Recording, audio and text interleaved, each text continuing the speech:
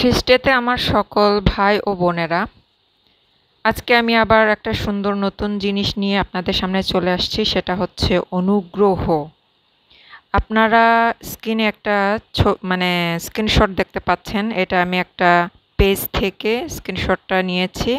আমি ওই গ্রুপে ছিলাম, কিন্তু এখন নেই, কারণ এখানের প্রত্যেকটা প্রচারই যেন একটু অন্যরকম। আপনারা একটু মনোযোগ দিয়ে পড়লে দেখবেন, এখানে ওনারা বলেছে কি, আপনি খ্রিস্টের ব্যবস্থার অধীন, কিন্তু সেই নিয়ম পালন করার কারণে আপনি পরিত্রাণ পান না, বরং আপনি যে যীশু খ্রিস্টকে একমাত্র মুক্তিদাতা হিসেবে বিশ্বাস করেন, এর কারণে পরিত্রাণ পাবেন। আপনার কর্মের ভিত্তিতে ঈশ্বর বিভিন্ন আশীর্বাদ পুরস্কার আপনাকে দেবেন। চিরকালভাবেই পরিত্রাণ অনুগ্রহে ছিল, আছে ও থাকবে। ওনারা বলতে চাচ্ছে না, আসলে পরিত্রাণটা আমাদের কর্মের ভিত্তিতে নয়, অনুগ্রহের ভিত্তিতে। এই হিসেবে ওনারা তীত 3 অধ্যায় 5 থেকে 7, তিনি আমাদের কৃত ধর্ম কর্ম হেতু নয়, কিন্তু আপনার দয়ানুসারে পূর্ণজন্মের স্নান ও পবিত্র আত্মার নূতনীকরণ দ্বারা আমাদিগকে পরিত্রাণ করিলেন। ওনারা এখানে শুধুমাত্র 3 অধ্যায় 5 থেকে 7 পর্যন্ত বলেছেন, কিন্তু 8 পদটা ওনারা কেন এখানে উল্লেখ করেন নাই, সেটাই আমি বুঝলাম না। 8 পদ যদি ওনারা উল্লেখ করতেন, তাহলে ওনারা বুঝতে পারতেন আসলে কর্মেরও গুরুত্ব আছে। আসুন আমরা 8 পদটা পড়ি।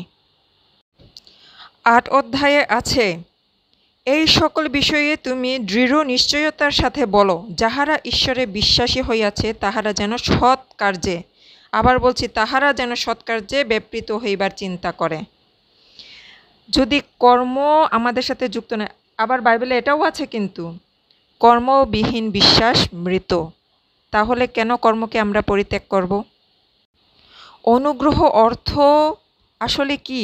অনুগ্রহ অর্থ হলো করুণা। আর একটু ভালোভাবে বললে, আমরা যা পাওয়ার অযোগ্য তবুও সেটা পাওয়া, সেটা হচ্ছে অনুগ্রহ।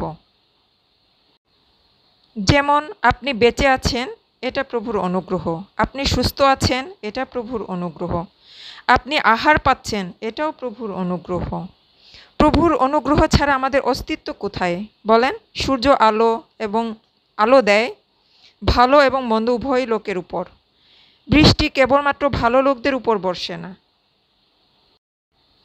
আত্মার মুক্তি বা পরিত্রাণ কেবল অনুগ্রহে, এই চিন্তাধারার মানুষ এখন প্রচুর আমাদের খ্রিস্ট সমাজে। প্রচারকগণ আরেকটা প্রচার করে থাকেন, ওটারও একটা স্ক্রিনশট আমি দিয়েছি, আপনারা দয়া করে আমার সাথে পড়ছি। পরিত্রাণ যদি কর্মে হয়, তাহলে পরিত্রাণ হলো প্রাপ্য, এবং বাইবেল বলে এটি সম্ভব না, এবং বাস্তব জীবনেও আমরা প্রত্যেককে তা অনুভব করতে পারি যে বাইবেলের কথা পুরোপুরি সঠিক। বাইবেলের কথা তো পুরোপুরি সঠিক, তবে আপনারা যেভাবে প্রচার করছেন সেভাবে সঠিক নয়। বাইবেল কখনো এটা সম্ভব না বলে না যে কর্ম দ্বারা পরিত্রাণ। অনুগ্রহ এবং কর্ম দ্বারাই পরিত্রাণ, শুধু অনুগ্রহ দ্বারা নয়। এর জন্য আমি আপনাদেরকে একটা গল্প বলবো, কিন্তু এর আগে আমি এই পড়াটা শেষ করি। পড়ছি। কেউ যদি এমন ধারণা রাখে যে পরিত্রাণ হলো বিশ্বাসের মধ্য দিয়ে পাওয়া অনুগ্রহে এবং প্লাস নিজের কর্মে, সেক্ষেত্রে এর মানে হয় পরিত্রাণ পাওয়ার যোগ্য আমি না, আবার আমি যোগ্য কারণ এতে কর্ম আছে। কি যুক্তি দাঁড় করাইছে দেখেন। পরিত্রাণ আমার প্রাপ্য না, আবার আমার প্রাপ্য কারণ আমার কর্ম আছে। পরিত্রাণ পেয়ে নিজেকে নিয়ে গর্ব করার কিছু নেই, আবার আমার গর্ব করার কিছু আছে কারণ আমার কর্ম এখানে যুক্ত। কতটাই কি বলবো, এটা আসলে মূর্খই বলতে ইচ্ছা করছে আমার। সে যাই হোক, আমি আগে একটা গল্পের মাধ্যমে আপনাদেরকে। একজন ব্যারিস্টার ছিল, তার বাসায় একজন কাজের মহিলা ছিল। তার একটা ছেলে ছিল যে কিনা চোর, বাটপার, অন্যের জিনিস চুরি করে এবং প্রায় মারধর, মারামারি আর কি করে। এ কারণে প্রায় সে মামলা খায়। যেহেতু তার মা একজন ব্যারিস্টারের ঘরে কাজ করে, তাই ব্যারিস্টার সাহেব তার মায়ের প্রতি করুণা করে মানে ছেলেকে সেই সব মামলা থেকে ছাড়িয়ে নিয়ে আসতো। এবং মহিলাটা অনেক কৃতজ্ঞ ছিল তার মালিকের প্রতি এই সব আচরণে। অনেক বছর পর সেই ব্যারিস্টার জজ হলেন। আর সেই ছেলেটার অন্যায় বেড়ে গেল। সে শিশু বলাৎকার, নারীদের নির্যাতন, অত্যাচার এবং ছিনতাই এসব কাজে তার মানে দ্রুতগতিতে গেল। এবং প্রত্যেকবার ব্যারিস্টার ছেলেটাকে বুঝিয়ে দিত এইসব কাজ যেন না করে, কিন্তু সে পরিবর্তন না হয়ে সেই সব কাজে লিপ্ত থাকত। এবার তার বড় একটা মামলা হলো এবং কাজের মহিলা যথারীতি সেই জজ সাহেবকে অনুরোধ করলেন যে তিনি যেন ছেলেকে উদ্ধার করেন, তার ছেলেকে যাতে করে জেলে না দেওয়া হয় এর জন্য অনুরোধ করলেন। জজ সাহেব কিচ্ছুই বললেন না। পরের দিন তিনি গেলেন এবং তিনি যেহেতু জজ হিসাবে সেখানে বসেছিলেন, তিনি আগের মতো করলেন না। তিনি শাস্তি দিলেন সেই ছেলেকে এবং ছেলেটার জেল হলো।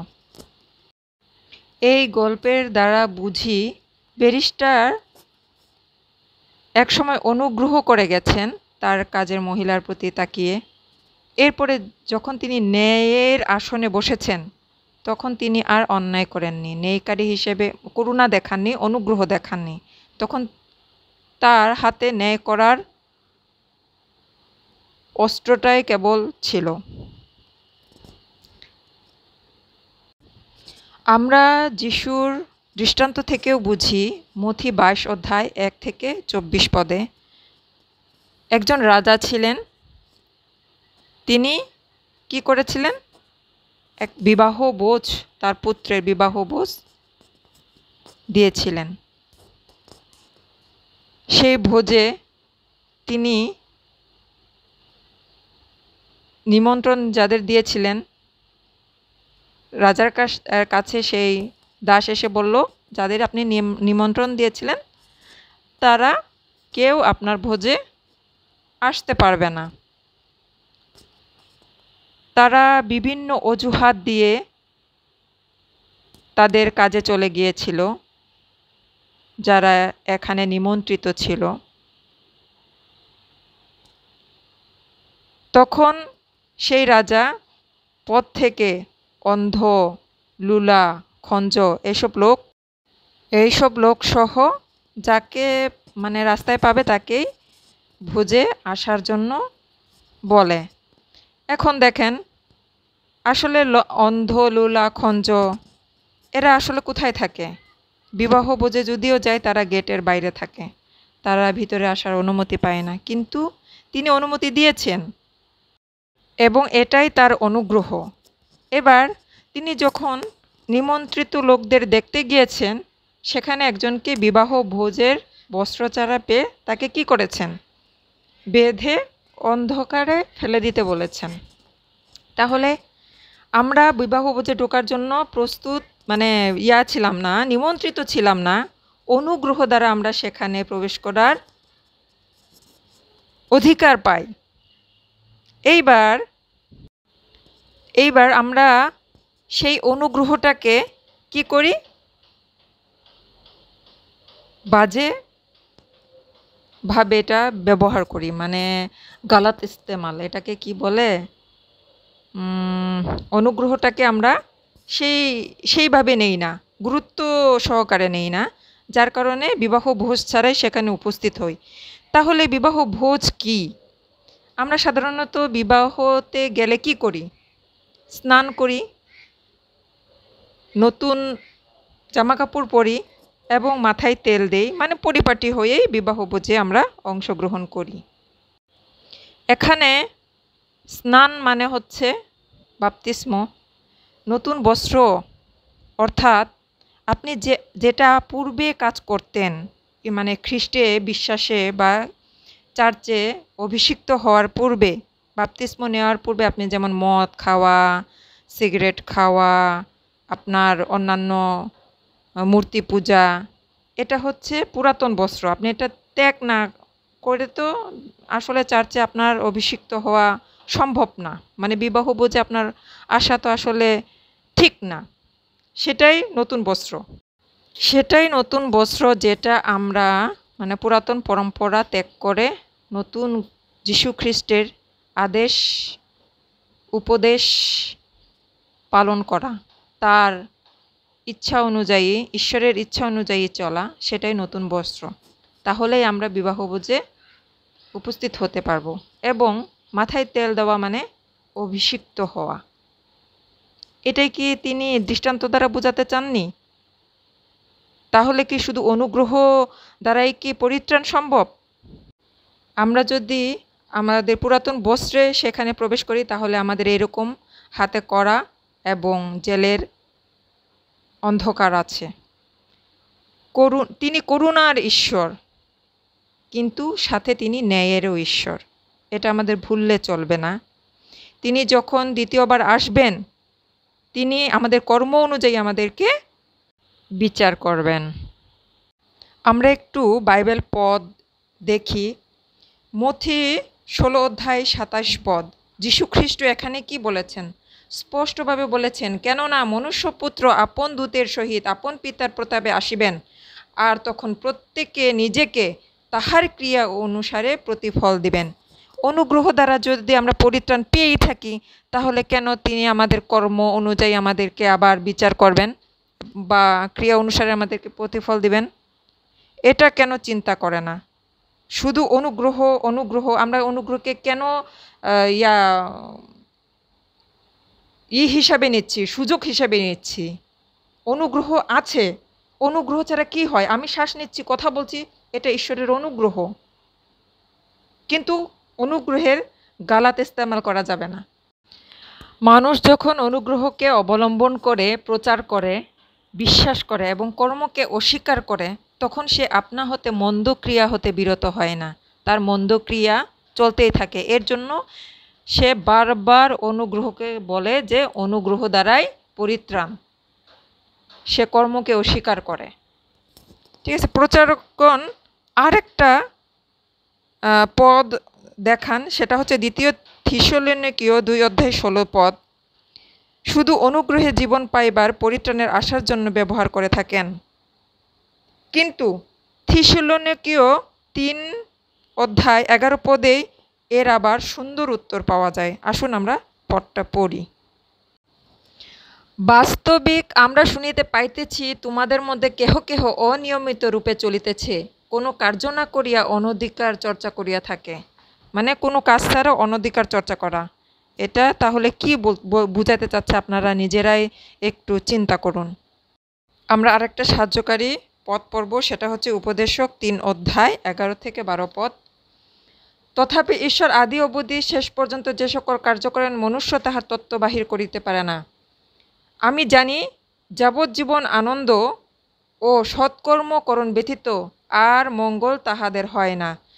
মানে কি বিষয় এটা বলেছে, সেটা যদি আপনারা 3 অধ্যায় প্রথম থেকে পড়েন, তাহলে আরও গভীরভাবে বুঝতে পারবেন যে আমরা যাবজ্জীবনে আনন্দ ও সৎকর্মকরণ ব্যতীত আর কোনো মঙ্গল আমাদের নাই। ইহা আরও আছে, আর প্রত্যেক মনুষ্য যে ভোজন ও পান সমস্ত পরিশ্রমের সুখ ভোগ করে, ইহাও ঈশ্বরের দান। এটা ঈশ্বরের অনুগ্রহ। ঈশ্বর এবং তার পুত্র অবশ্যই অনুগ্রহকারী, কিন্তু সাথে সাথে তিনি ন্যায়কারীও। যখন তিনি ন্যায়ের ঈশ্বর হিসাবে সিংহাসনে বসবেন, তখন হে প্রভু বললেও তিনি ন্যায়ই করবেন, অনুগ্রহ নয়। আমরা নতুন নিয়মের শেষের দিকে দেখতে পাই যোহনের যে 3টা পত্র আছে, সেটা হচ্ছে কি ঈশ্বর প্রেম এবং অনুগ্রহের ঈশ্বর, কিন্তু প্রকাশিত বাক্যটা হচ্ছে ঈশ্বর ন্যায়ের কর্তা। আর মাঝখানে যে জিহুদার পত্র আছে, সেটা হচ্ছে আমাদের প্রস্তুত থাকার বিষয়ে। অর্থাৎ অতীতের কর্ম বিবেচনাপূর্বক পরিবর্তন হয়ে প্রস্তুত থাকবার বিষয় হচ্ছে জিহুদা। সুতরাং কেবল অনুগ্রহ নয়, কর্মসাধন পরিবর্তন পরিত্রাণ দেয়। 2 থিমোথেও 19 অধ্যায় সম্পূর্ণটা পড়বেন। আর হচ্ছে মথি 24 অধ্যায় 42 থেকে 44 পদ, যেটা আমাদেরকে অতি সুন্দরভাবে বুঝিয়ে দেবে শুধু অনুগ্রহ দ্বারা নয়, কিন্তু অনুগ্রহের সাথে সাথে আমাদেরকে সৎকর্ম এবং যীশু খ্রিস্টকে গ্রহণ করার সাথে সাথে তার নির্দেশিত যে পদগুলো আছে সেটা মেনে চলা। ধন্যবাদ।